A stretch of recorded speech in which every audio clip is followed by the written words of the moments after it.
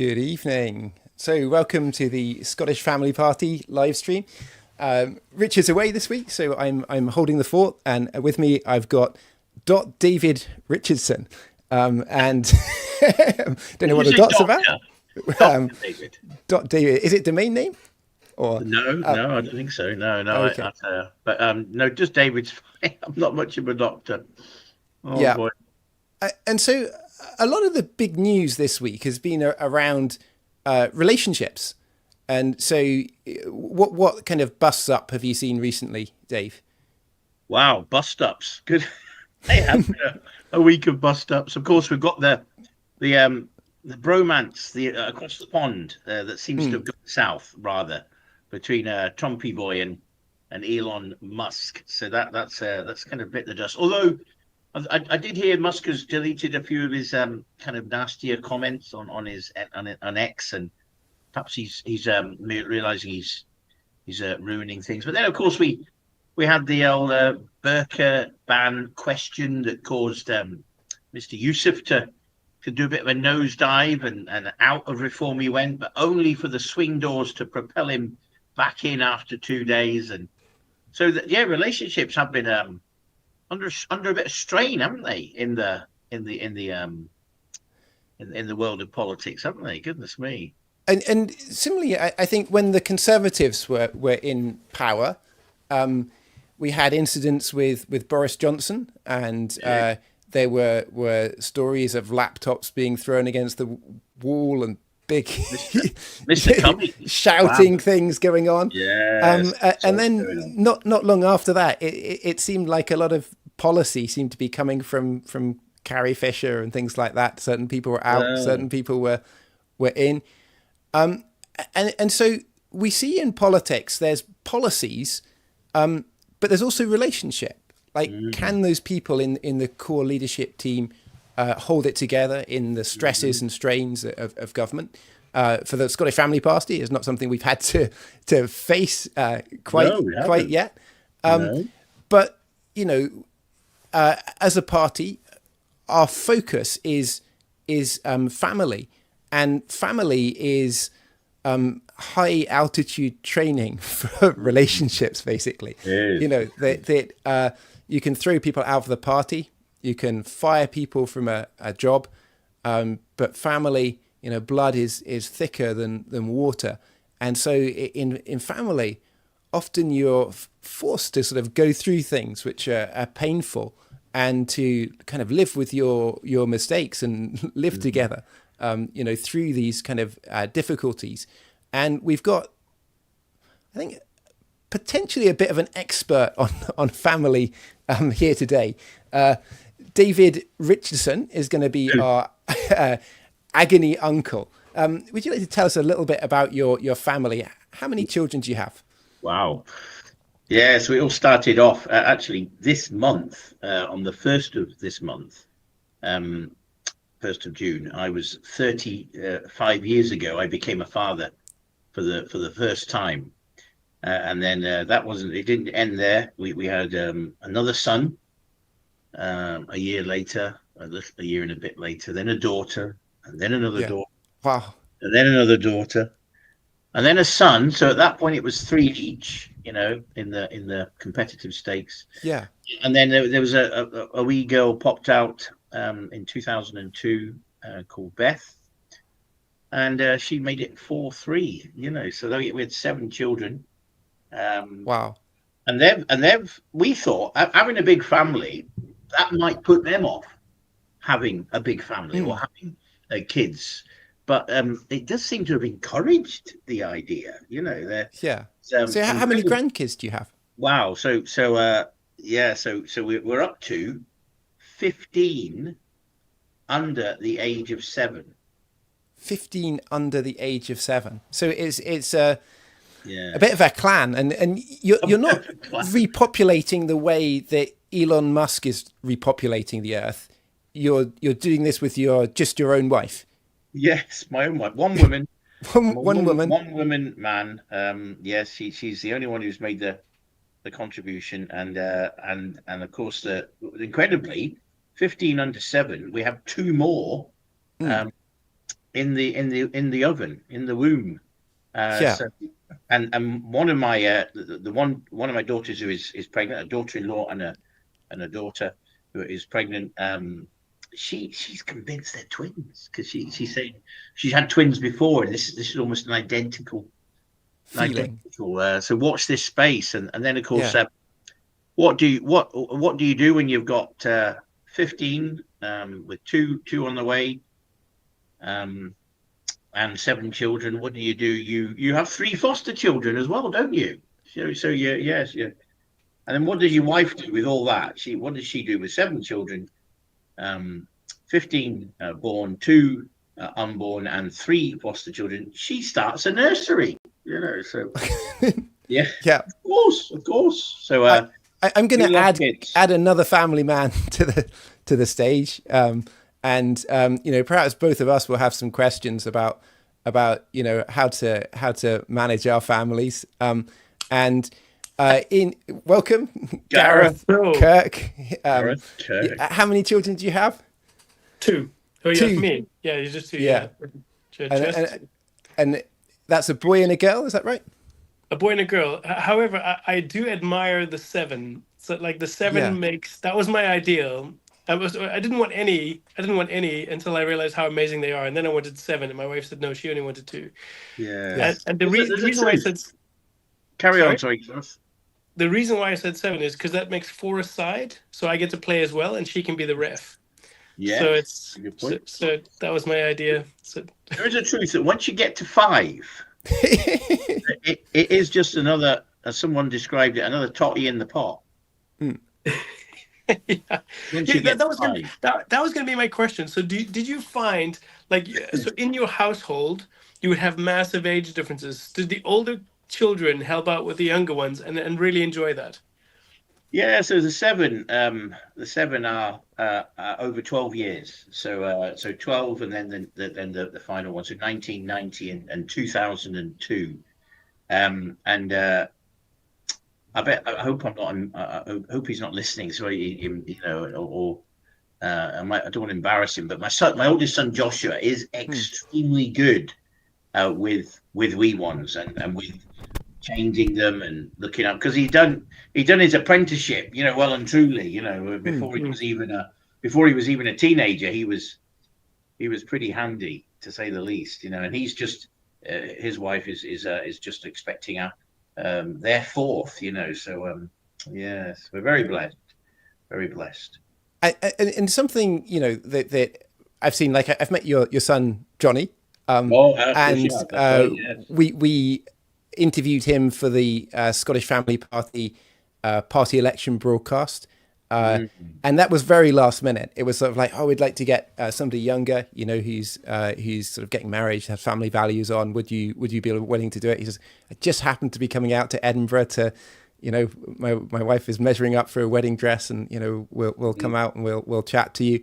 And they were on a tight schedule, but he was a lovely guy. Like he though he was needing to get to places, he was like, treated us as if he had all the time in the world, and when it was time to go, it's like, right, I need to run, kind of thing, And again, I was filming the pro-life rally not long ago, and I go to, I'm filming from one end to the other of this long line of people that are there, and there at the end, Johnny and his wife, two big beaming smiles at the end of the line. And what was encouraging was to see that they have the same values that you have.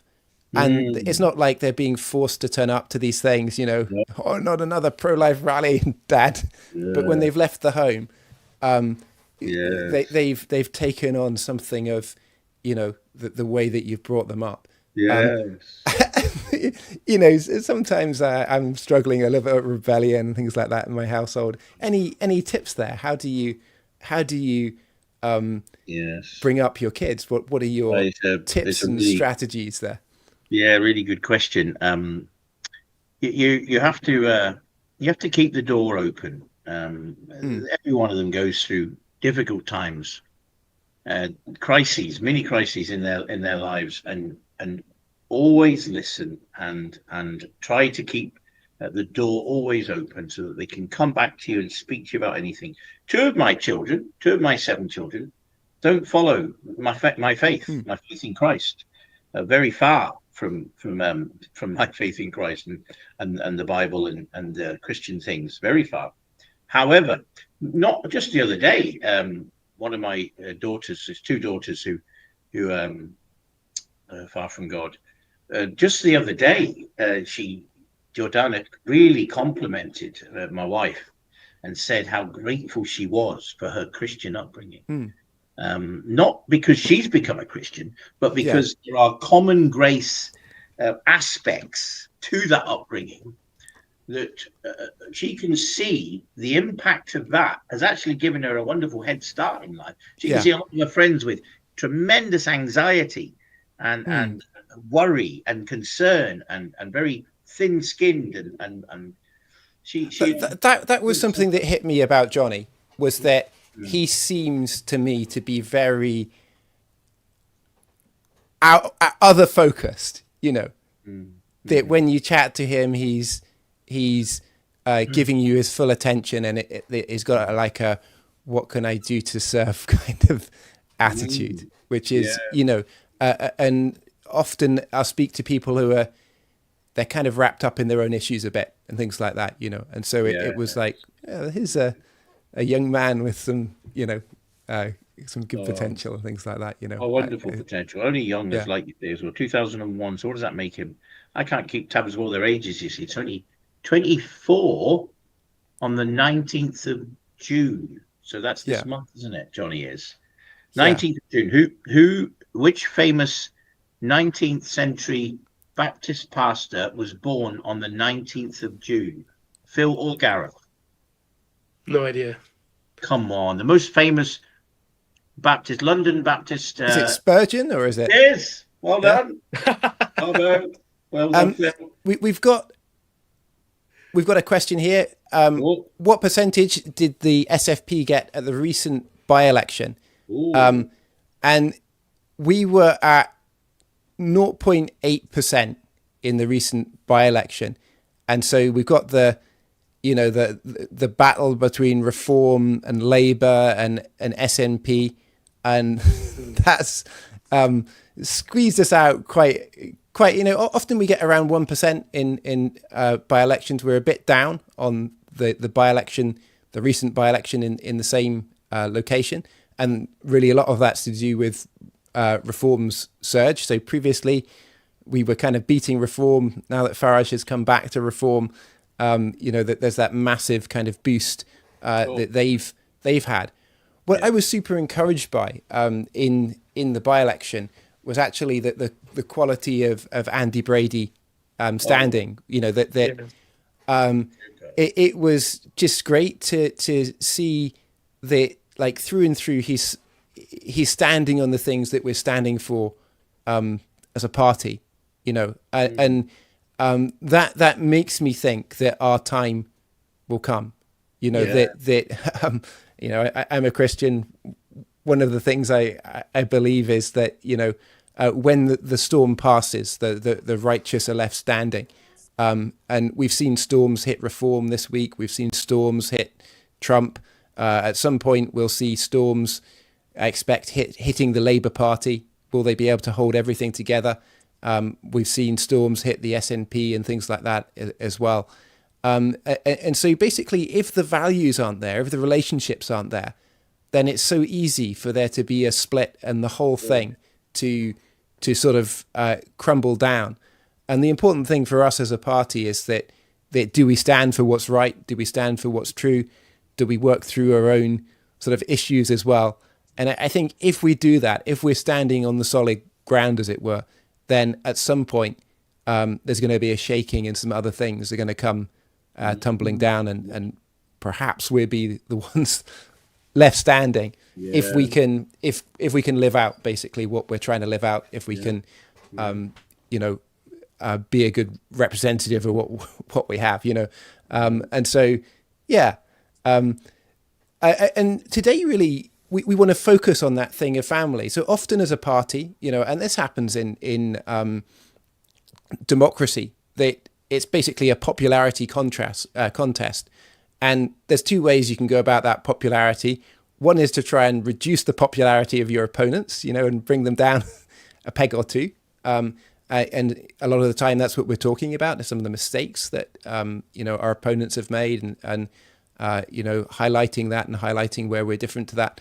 But as a party, something really different about us is that we stand for the family, right at the center of our policy. And sometimes we don't articulate that as a unifying principle very, very often. We'll say we're against this issue, we're against that issue, or something like that. And so tonight we're really just going to talk about positively, I think, about the family. And if you've got questions about family, then feel free to put them in the chat. If there's something you want to ask our expert, Dave Richardson, feel free to ask it. If you got things you're interested in.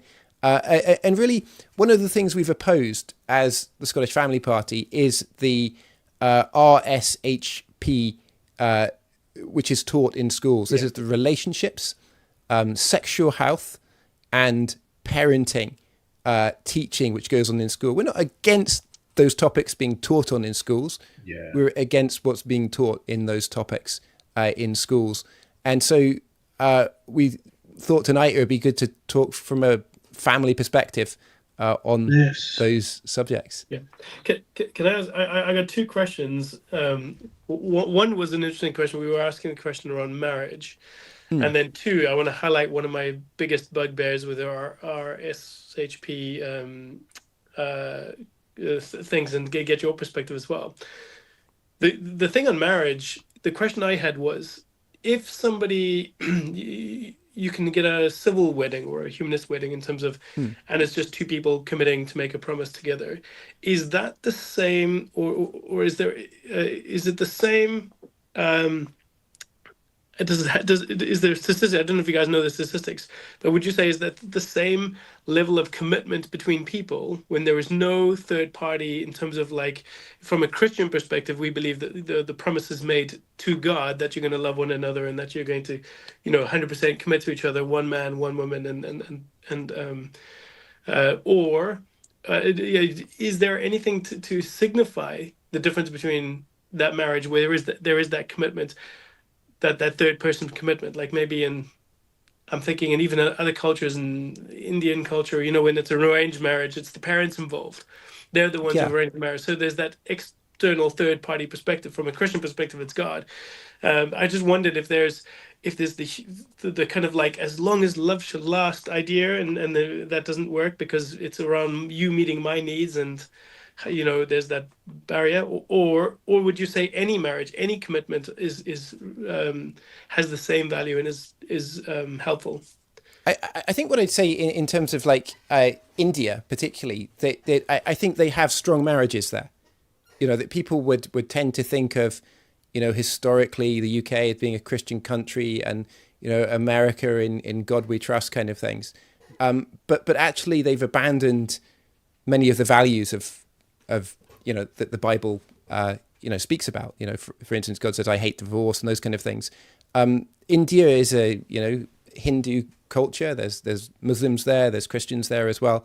But culturally, they've preserved that thing of faithful marriages, and there are lots of cultures around the world that sort of have done that better than Western culture, where we've become very me-centric, and so really capitalism has ruled, here for quite a period, and that's a very kind of self-centered and individualistic kind of thing, and that really, is not good for marriages. When you're going into it for what you can get, kind of thing. Yes, I mean, there's no way it's the same. The civil partnership is the same commitment as a marriage. It really isn't. It's just something convenient that tried to suit both sides so that they can share in certain financial aspects of their union, but it's just not the same. Marriage it's been thousands of years, hasn't it, in the making, and it provides the bedrock for society. If you want to find out why our society is struggling so dreadfully. Just look at the graph of how marriages are either not, people aren't getting married, or sometimes marriages break up, very sad to say. So that really undermines absolutely everything. So I just, it's just the most wonderful union, wonderful blessing. It's just marvelous, and it's been provided for us by God, and I think it's seen in its fullness in the Bible. But it's something not just for Christians or Muslims or Catholics or any. It's for the whole of creation to enjoy. It's one of the most wonderful common graces that God's ever bestowed on mankind.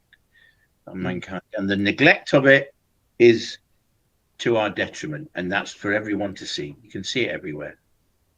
Blessed by the commitment, almost. And how do you handle conflict in your household? We've seen some big conflicts in the news, with people falling out, going off separate ways in political parties and things like that. What do you do, David? What do you do, Gareth, if there's conflict in your home and things like that? How do you deal with those things? I think that one of the key things is forgiveness. I really do. Yeah. I think there's a temptation to, give the person your silent treatment. There was that phrase, wasn't there? Send them to Coventry, and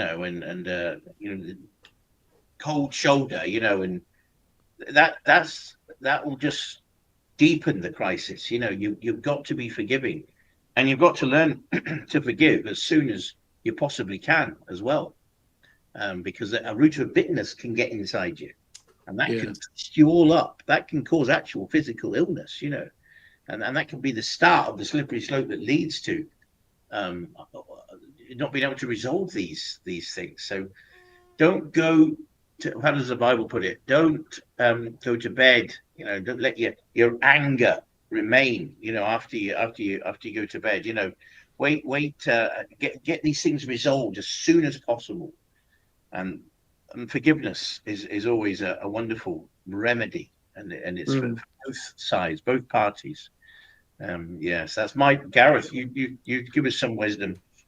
Yeah, I was on a marriage course, the Nikki Gumbel, Nikki and Scylla, the other one, and there it describes having a good fight in terms of, if you've got issues to share, there's right ways of doing it. Like, not when you're hungry, not when you're tired, not, there are other things that may cause you to want to be in aggressive mode. So pick them. So if you do have something like something to bring up, have a date night where it's just you and you can give your attention and be like, I want to raise these things up.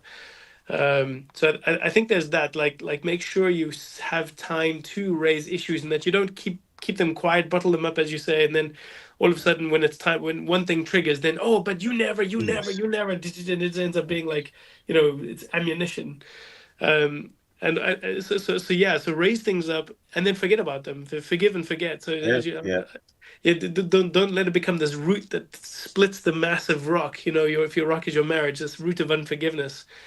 But yeah, I think particularly in the beginning of marriage, the best thing for me was the warning signs.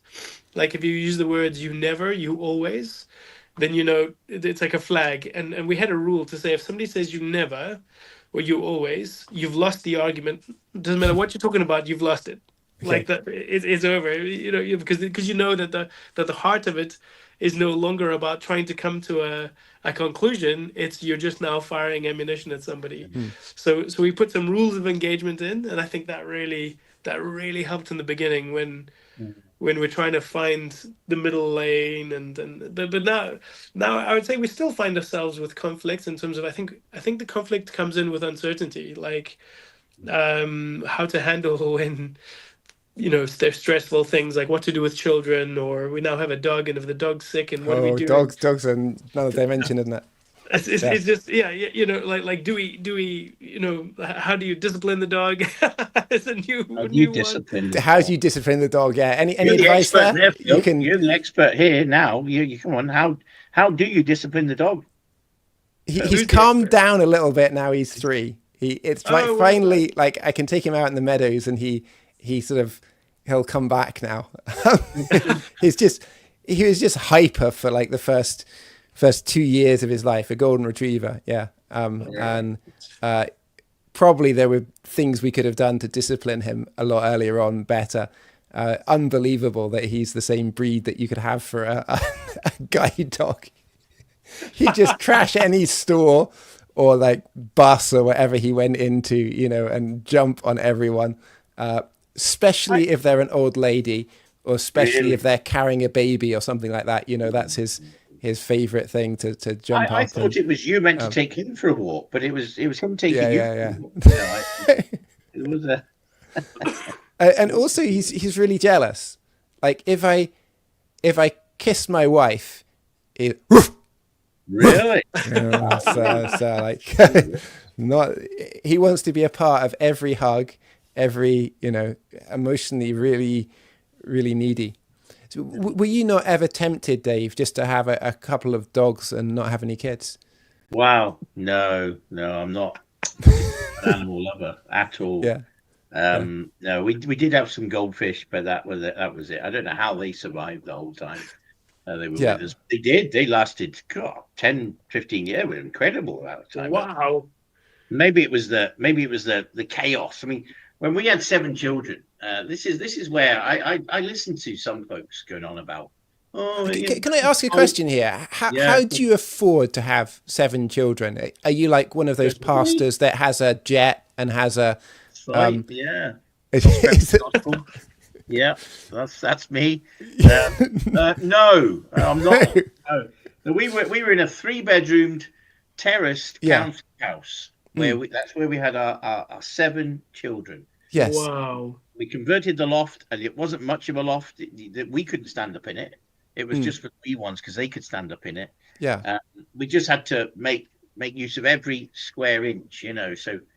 But you cope, you get by, and there's people, you know, the generation above us, and maybe 2 generations above us, who, I mean, my dad shared a bed with his 4 brothers, you know, that was, and his sister had one girl and 5 boys, you know, and a room and kitchen, you know, for huge families, and these folks now are 80, 90 years old and have been absolute stalwarts for society.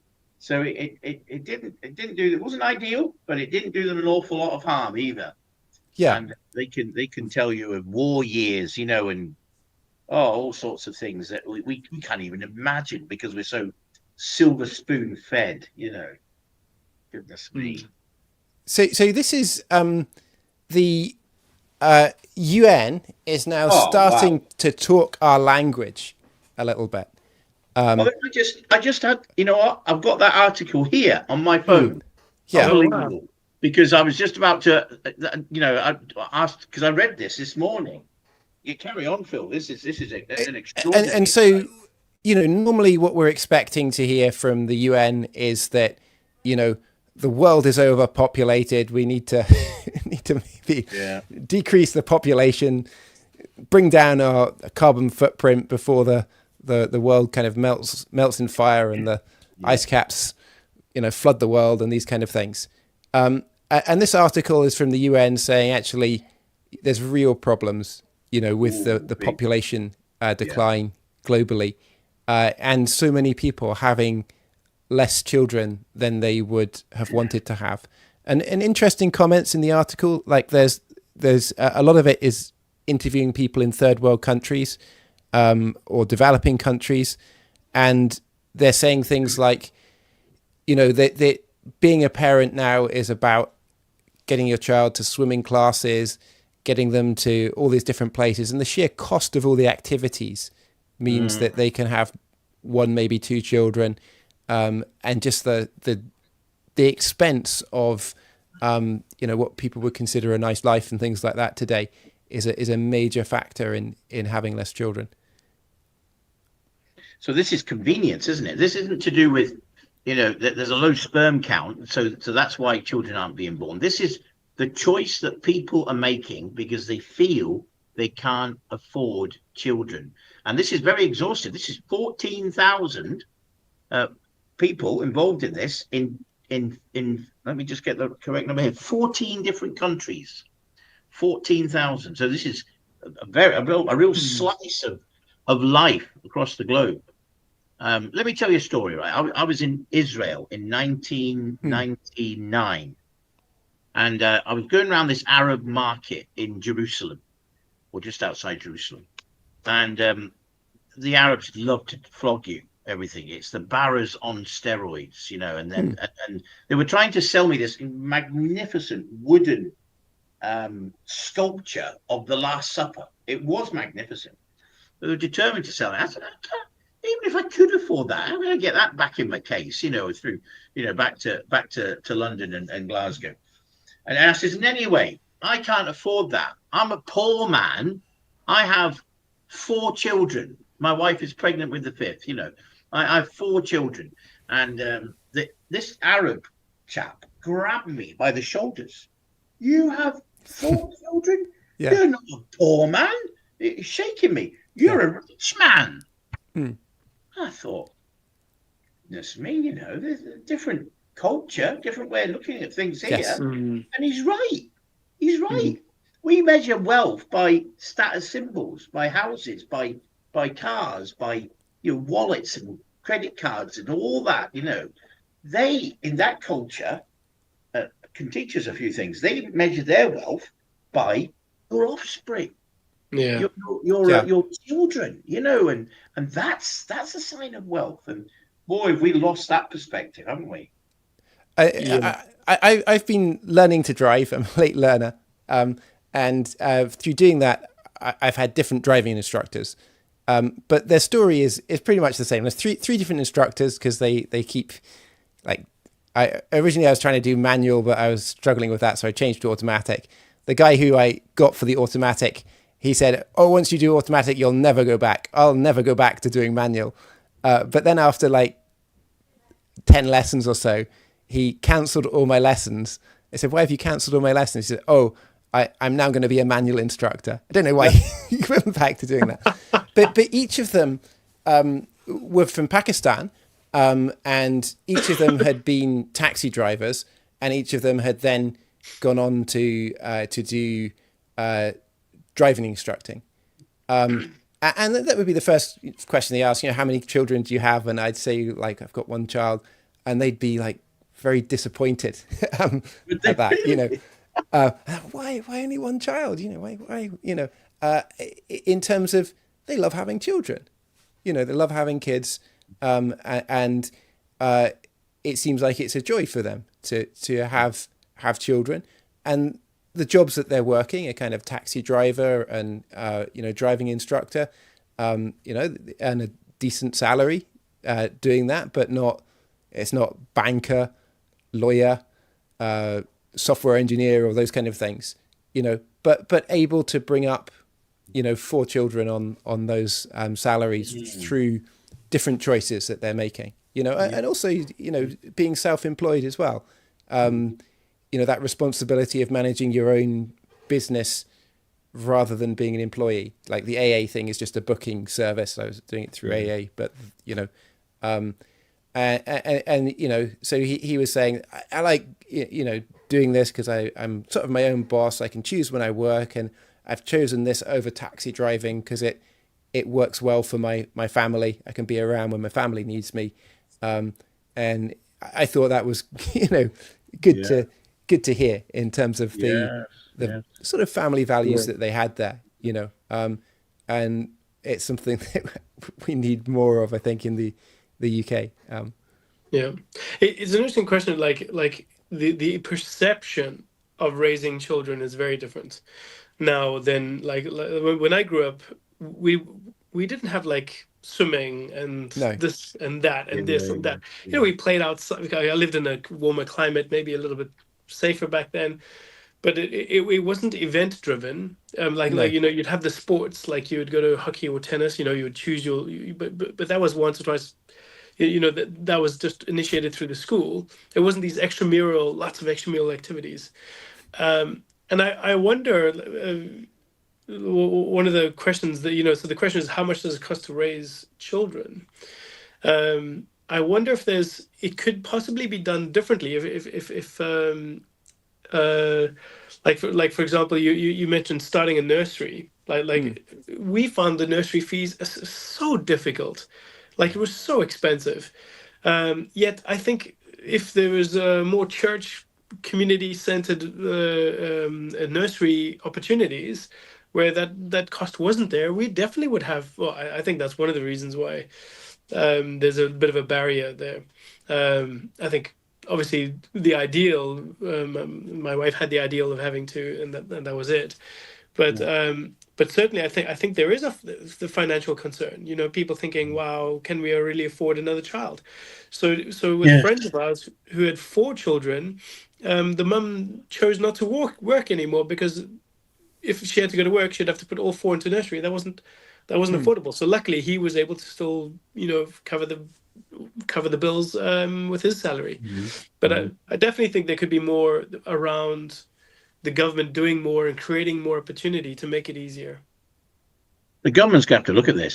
They're going to have to look at encouraging families Yeah. to have children, encouraging couples to have children, because we really 2050 comes, we're going to the population of the planet is going to fall off a cliff.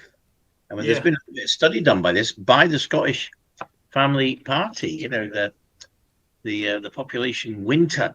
What's the word that they use? It's not population. It's another word. But demographic winter. Demographic. Bit more of a posh word for. Yes. Yeah.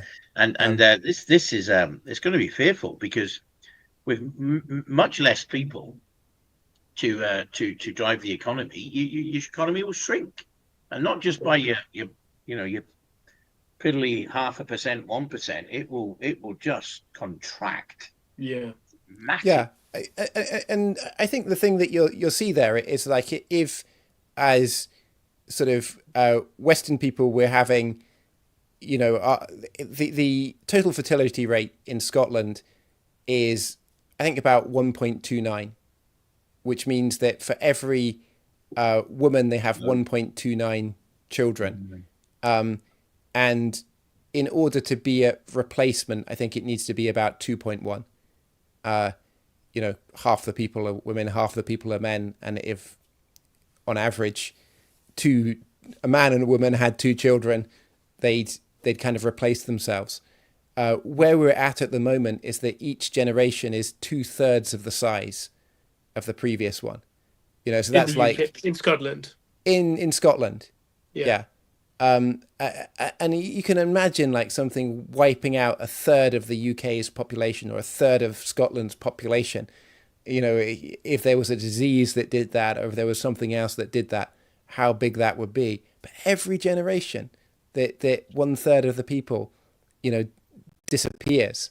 And I think in the countries which are seeing that decline is continuing. So you look at South Korea and things like that, it just keeps going down. Often sort of, I think, driven by a sort of self-centered ideology, really.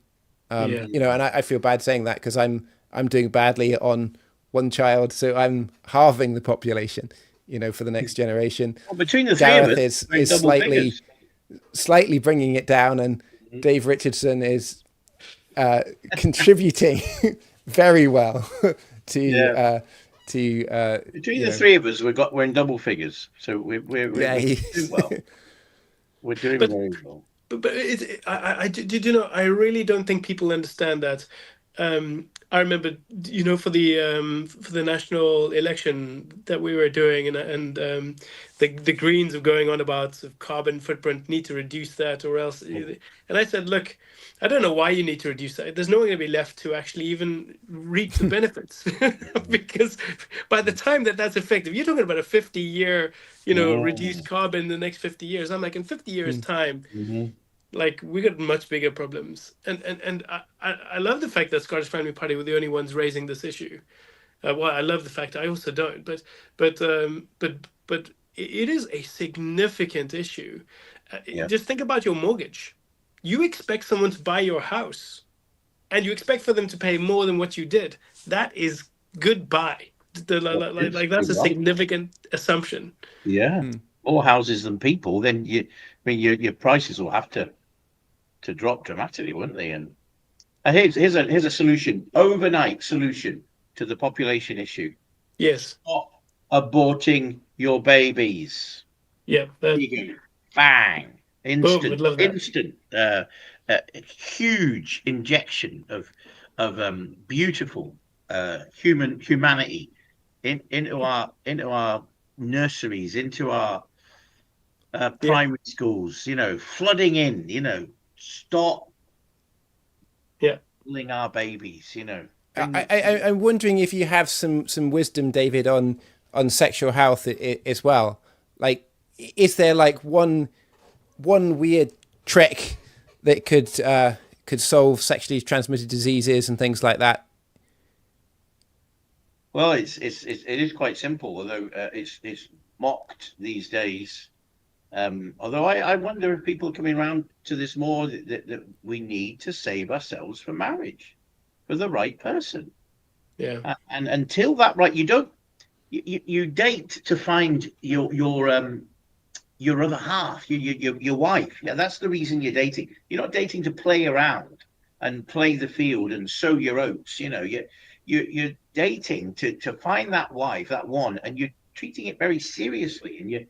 And you wait until that person, the special person, you marry them, and then you sleep with them. Then you procreate. Then you enjoy marital relations, and the difference that would have on the mental health of this nation and beyond would be dramatic, absolutely dramatic. And this would bring a great healing to our nation, great healing.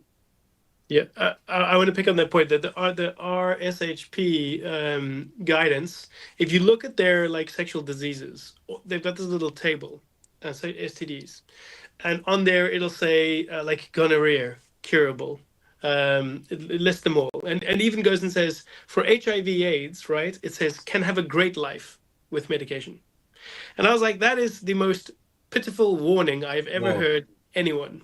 mm, I have been in the hospitals in South Africa where there isn't the level of medication and cure and whatever, yeah, and listened to people gargling themselves to death goodness. whilst being, I'm there trying to, there was a friend of mine who was in hospital and it was an emergency, so he wasn't there for long, but it was a national hospital because it's the only one in the area.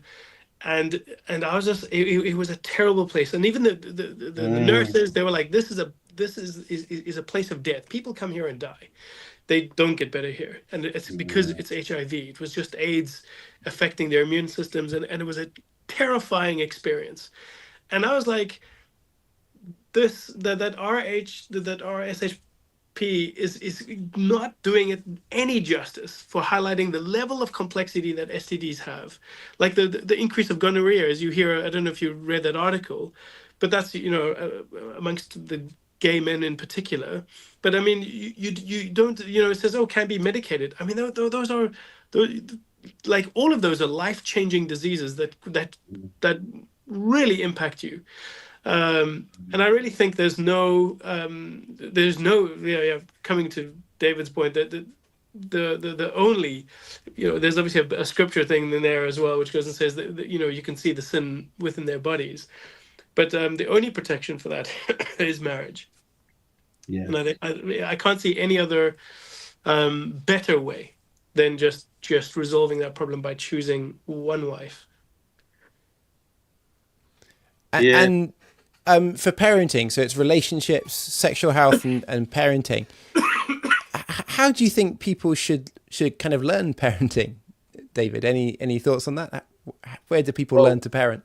it's generational. I think Huh? I'd like to think that if my wife and I we're stuck with each other, and we're very much in love with each other, and we're just about to celebrate our 36th anniversary, that we are hopefully a living example of what the children can look at Mm. and think that's what we want to aspire to. Mum and dad, they love each other. They've provided a stable start for our lives, and you want to know why my wife and I have a relationship. My mum and dad are together now for well, if I'm 56, they're 57 years married, and my wife's they were 46 years married before my father-in-law passed away. So behavior breeds behavior, but we've got to stop the cycle right now of just constant breakdown and constant damage and harm and divorce. And it's in the Bible it says God hates divorce, hates it. He still allowed it to happen under certain circumstances, but the principle of it really broke his heart, and it breaks his heart to this day. And it breaks all our hearts when we see that happen, and so it's example. You cannot put too great a premium as to the power of example to your children. And is your mum still alive? Yeah, she's 80. Incredibly, my dad, he's taken his marriage vows extremely seriously. In health. She's had dementia now for nearly 10 years, perhaps even longer. And he's absolutely adamant he's going to look after her himself all the way through. And the promise he made on his wedding day is basically, sickness and health, richer, poorer, I wouldn't until death do us part. And we were actually more worried about him than my mum. My mum's getting looked after like a queen, but her dementia now, she can barely recognize or do anything for herself. But he's loving her to death right the way through to the end. And that example, and I my kids are watching their grandpa and thinking, that's it. That's the way we need to live and love each other. And that goes deep. And it's not actually words. They're just watching him from a distance. And that sinks so deep and then forms a pattern of behavior that you then repeat. And it's something I noticed in my, in my parents and my parents-in-law, so you get married, you pick your wife picks you, kind of thing. And you got the mother-in-laws and the father-in-laws and like my life growing up, maybe for my mum, I was never quite good enough, always had maybe a bit higher expectations where I ended up at particular points. Like I grew up in a village and that there were like people in my village who ended up becoming like an aide to Tony Blair or something like that, having worked, gone to a state school and just been brilliant at things. And her other friend's sons went to Cambridge, from a state school, and then worked in banking and investment and things like that, and made so much money that they could retire by the time they were in their late 20s and things like that. And at this time I was probably like I was doing some kind of youth work on a council scheme, partly really out of a Christian sort of mission kind of thing that I was doing, and there was this sense in which I'd gone to a private school and things like that, and after other people would say, what's their child doing, well, how's your son doing, and it's like, oh well, and then you get married and like for I think on both sides it's sort of like the parents-in-law are like, you flip from having never quite met the expectations to maybe they expected somebody a bit better for their partner. Suddenly they see you as the perfect man, the person with whom there's nothing wrong, and maybe your partner could be a bit more like us, and that's an amazing thing in marriage, is that you have two worlds that collide. That we're born as children, and we are led. That we in a pretty humble position, and we learn what it's like to become obedient and to follow instruction and to learn and things like that. And then in family, we all become leaders. And there's so much freedom in the style of leadership that you can have in the home. There's some things that are definitely wrong, but there's so many things that are right and work. And you go into two completely different families; they operate in very different ways. but there's joy in what's happening, and there's love in those households and things like that. And I think it's so fruitful for the nation, to people developing these kind of leader skills in the home. That if you're dealing with a situation at work, it's if you've had to deal with people that you can't walk away from, situations that you just have to resolve. You can't say, I'm not going to resolve the situation, I'm not going to forgive, or I'm not going to work through this. With flatmates, you can fall out with them, and they go off in a huff and go somewhere else, get a new flat. With a business, you can have the same thing, it doesn't work out and people split apart, or maybe churches split or something like that. But for the parent-child relationship and those kind of things, that thing of having to work through it, I think it develops in you kind of leadership skills. And so a nation that has strong families, and particularly diverse families that operate in different ways, is going to be a nation, I think, full of leaders. Yeah, I can definitely see like patience, and the number of people where maybe I was ambitious in my younger days and super keen to do anything and high risk, and people were very gracious towards me. And I look at the way how I handle my son and my daughter, and then there's patience and there's grace, and I'm just like, they had such opportunity to whip the carpet from my feet, and they chose not to. And I thought, oh, that's when you eventually realize, you're like, wow, he was letting me develop, letting me grow. They're thinking of good leaders, I like what you're saying, Phil. Like there's something about being family. So in other words, you could be an uncle in terms of your brother has a son or daughter. You can be an uncle on paper in terms of that's there. But are you an uncle? Are you an uncle to that person? Are you being an uncle?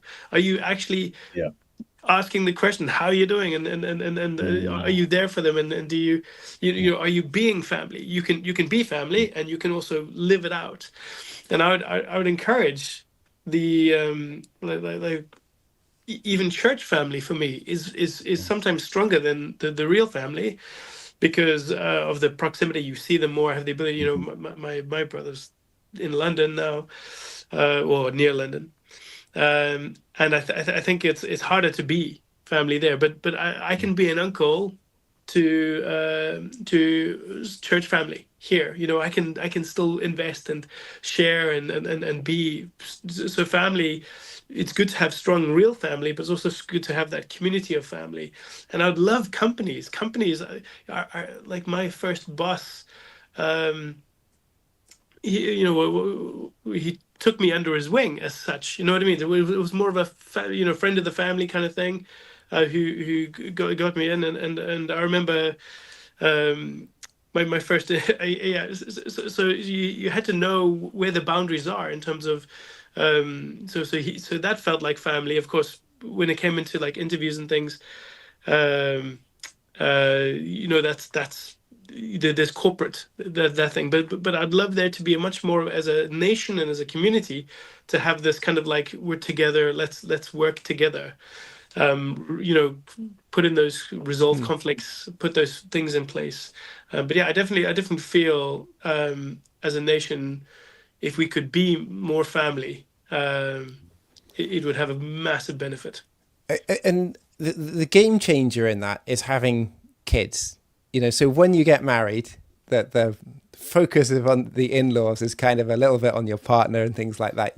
Do they measure up, kind of thing. Absolutely. And then the moment you have kids, they don't care about you. I don't mean they don't care about you. They don't care about your partner. Just the amount of love that suddenly is deposited in them for their grandchildren, and the sort of sense they do anything for them, and just the joy it brings for them to see the grandkids and things like that. It's an amazing thing to see.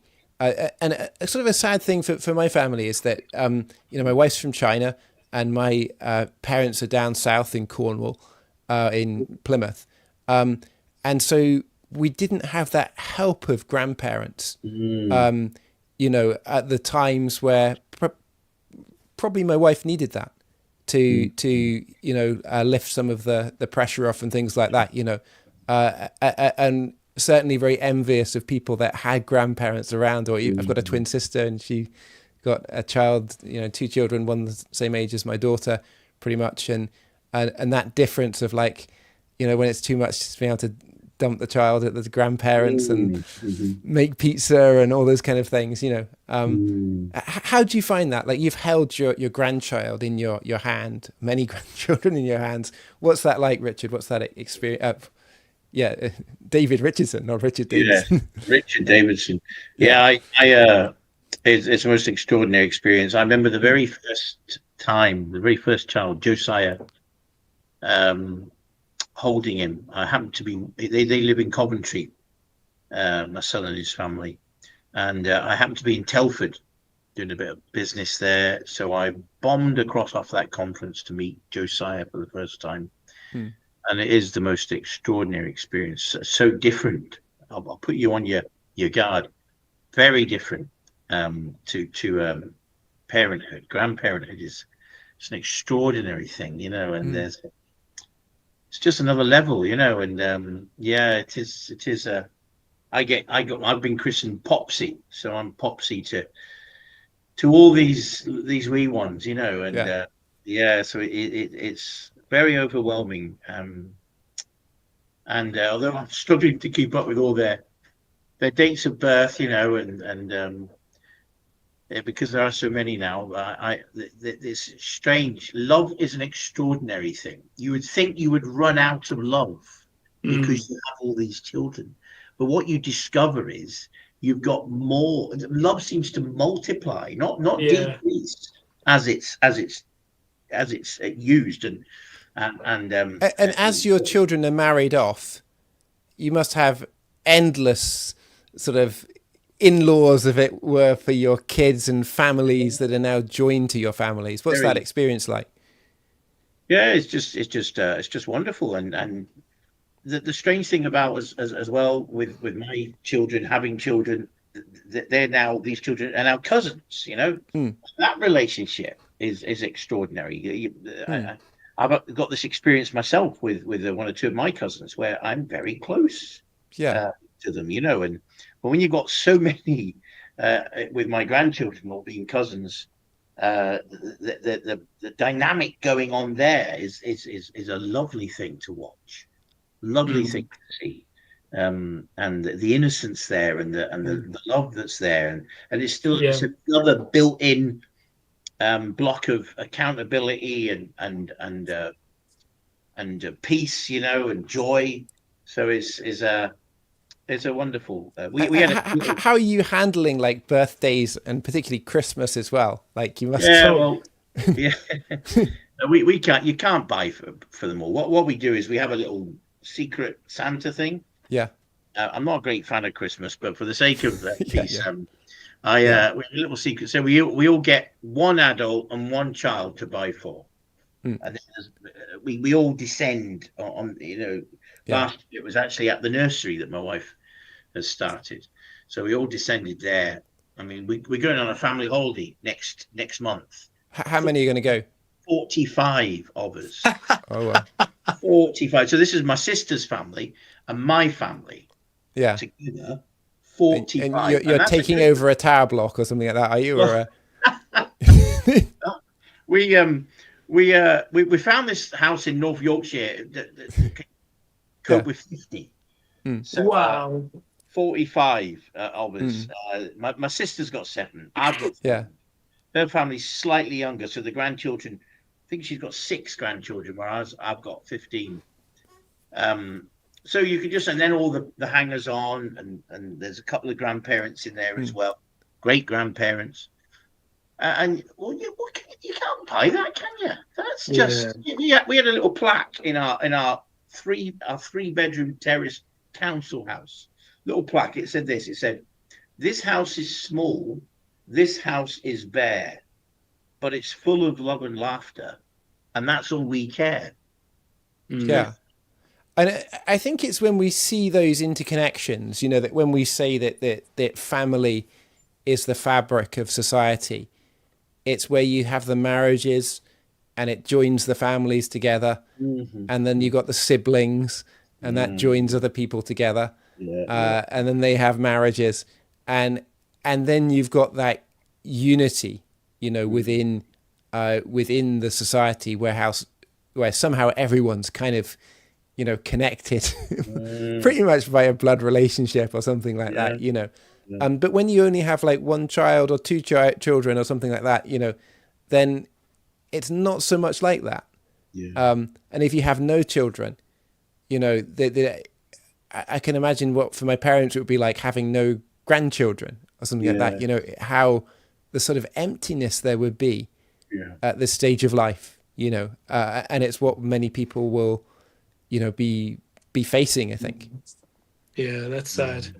I think that's definitely that's what that's what the education bit for me is missing. I knew that there were stages of life, that these are your stages of life. Having children was a part of a stage of life, and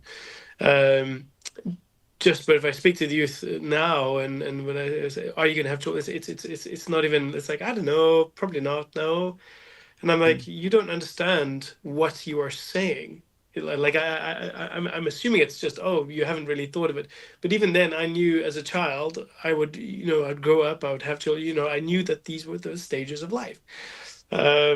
It's sad to see that education has not, and I don't know if it's just parenting, I don't know if it's social media. I can't really tell who's to blame for letting this ideology of just being me, myself, and and that's the way I want it to be. I just feel so sorry for those people who have bought into that and will later on think, gee, I made a mistake. I'm just so sad for them. I really am. Yeah. Loneliness is a terrible thing. It really is. And I married late, so, and that was not for not wanting to be married, but, but like, loneliness and singleness is like a bit of a gnawing pain inside. And marriage has its conflicts, its up and downs, and having children has the same thing. But there's never a dull moment. There's never a moment where you're kind of bored or or really that lonely. I think in the same sense as when you're sort of single and things like that. And I think. We're a family party. We aspire to see families championed in Scotland. But that said, that marriage and family is not easy. It's not a walk in the park. It's the most challenging thing I think that you can do. Fight for it, and rewarding. And rewarding. Yeah, you're too right. It's a great fight, especially in this world is against families. Put it quite bluntly, it is against families. Yes, and you've got to push back, and you've got to fight for this. And like Alice just said, the rewards are huge. The rewards are massive. So it makes it every single bit of your battle going against the tide worth it. It really is.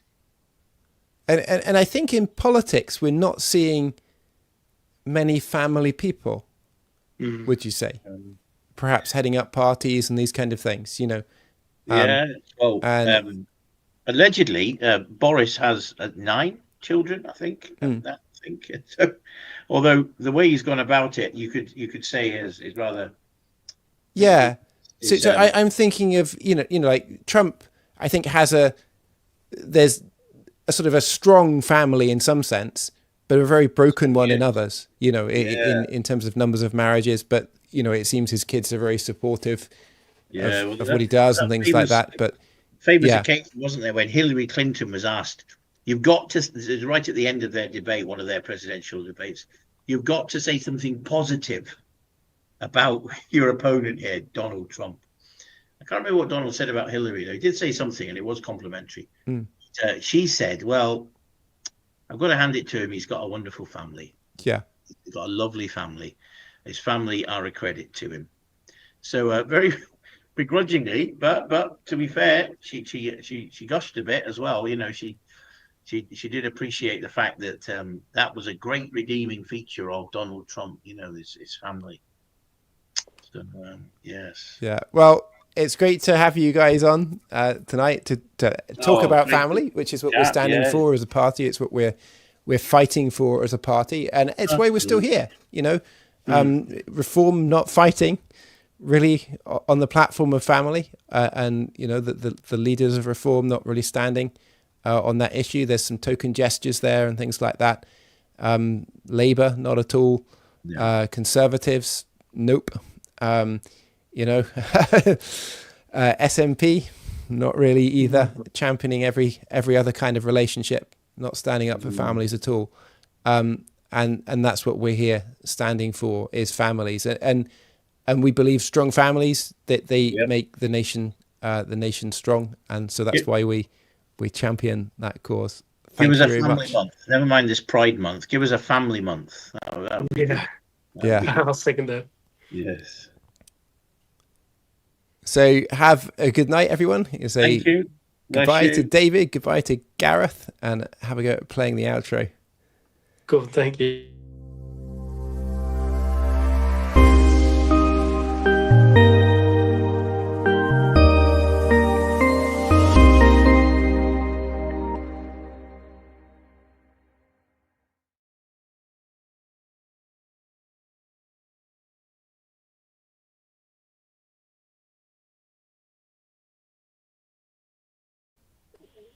Thank you very much.